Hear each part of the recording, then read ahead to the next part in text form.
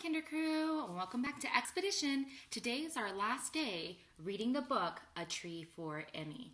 And remember, as we read this book, we're really leaning on critical inquiry to help us think about what is happening in the story and if we're understanding.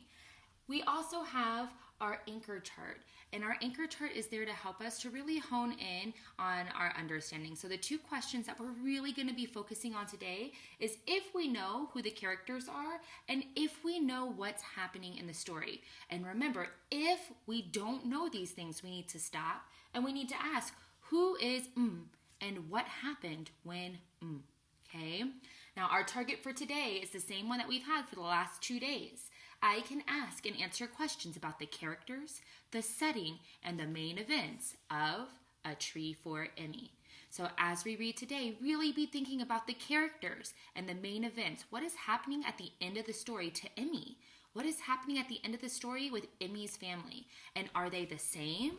Or are they different? Now remember, when we're all done reading A Tree for Emmy, we're going to fill out the rest of our graphic organizer. Now we already read the beginning and the middle of the story. And in our graphic organizer, we kind of have 3 different spots. We have the side over here, the side in the middle, and then this side over here. And at the top of this side, it says Emmy.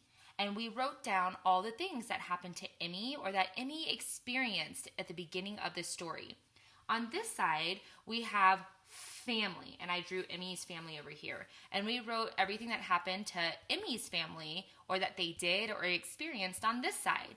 And then in the middle, this green part right here is kind of what happened to Emmy and her family that were the same. So remember, the outsides are different, the inside is the same. So let's review what happened last time. In the beginning of the story, Emmy is playing on the trees. In the beginning of the story, Emmy's family, they did not play on trees. And then in the middle of the story, they actually had something that happened to them that was the same. Emmy and her family wanted the mimosa tree for Emmy's birthday. And Emmy and her family went to the store to go find the mimosa tree. So as we read the end of the story today, I want you to think, is what's happening to Emmy and her family different? Or is it the same? So last time we read, we left off on this page where Emmy was at her second store and still wasn't able to find a mimosa tree. "I don't want something else," said Emmy. Mama hugged her. "I know, honey, but we can't find your tree right now. Just for today, could you visit Grandma's tree instead?" "I guess," sighed Emmy. At Grandma's, she ran straight to her favorite tree and gave it a hug. "Dumb old stores," said Emmy. "No mimosas, no fair." She flopped down under the tree and squeezed her eyes shut to keep in the tears. Something touched Emmy's nose. She opened her eyes. A big weed was tickling her face. No, that wasn't a weed. With that long stem and those feathery green leaves, it looked just like... Wait a minute, could it be?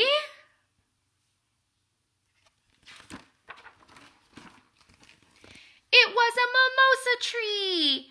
Emmy ran to get Mama and Daddy and Grandma. My, said Grandma, peering down. "That's a mimosa, all right. A baby one, but a tree all the same." "Can I have it, Grandma?" begged Emmy. "For my birthday, please?" "Why, surely," said Grandma. So Grandma and Emmy set to work, carefully digging up the tiny tree. Emmy wrapped the roots in newspaper so they wouldn't dry out. Then she put the mimosa tree in a big tomato can for the trip home.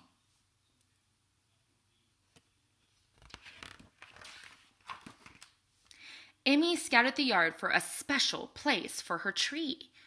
Under my window, she decided, so I can see it all the time. Emmy and her parents dug a hole for the little tree. "I can't wait for the pink fuzzy flowers and the rattly seed pods," said Emmy. "When will that be?" "Well, Emmy, honey, it's just a baby tree," said Mama. "It won't have flowers or pods for quite some spell." "It won't?" said Emmy. "No," said Mama.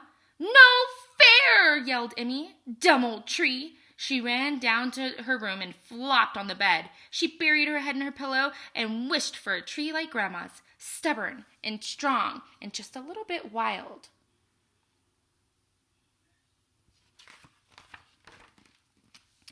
Chirp. Emmy sat up and looked out the window. Daddy was cutting the grass, and soon he would be right under her window.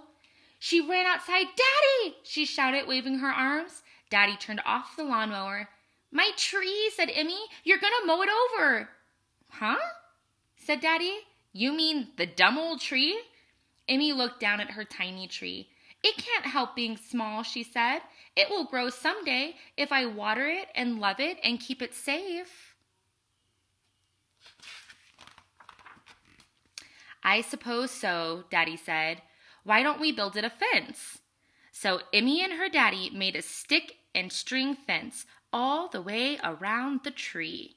Now it can grow, said Emmy. Till then, I can pick the pink blossoms off of Grandma's tree.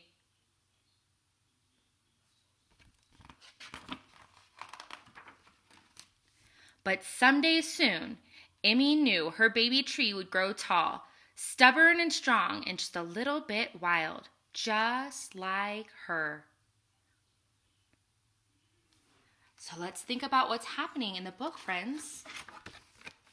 What happens to Emmy at the end of the story? And what happens to her family?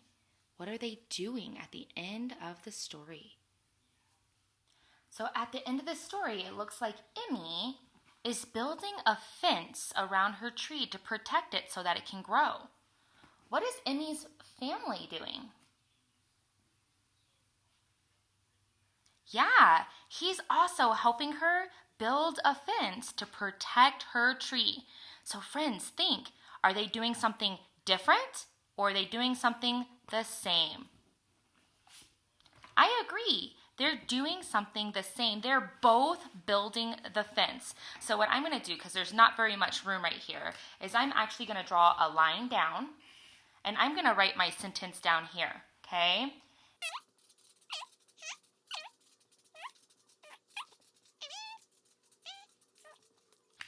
Emmy and her family make a fence around the tree. That's what happened at the end of our story. Thank you, friends, so much for using critical inquiry to really help me think about what the characters were doing and what was happening to them so that we could compare and contrast their experiences. Now, I want to dive into this book one more time. I want to turn to this page right here. And on this page, it says, Emmy scouted the yard for a special place for her tree. Now, I have a question, friends. What does the word scouted mean? Oh, where is it? There it is. What does the word scouted mean? What is Emmy doing? It kind of looks like Emmy is searching or looking for a special place for her tree. Now, here is your job today, friends. I want you to imagine that you have a baby tree just like Emmy. And I want you to go out and I want you to scout or to look and find a place that you would plant your special tree.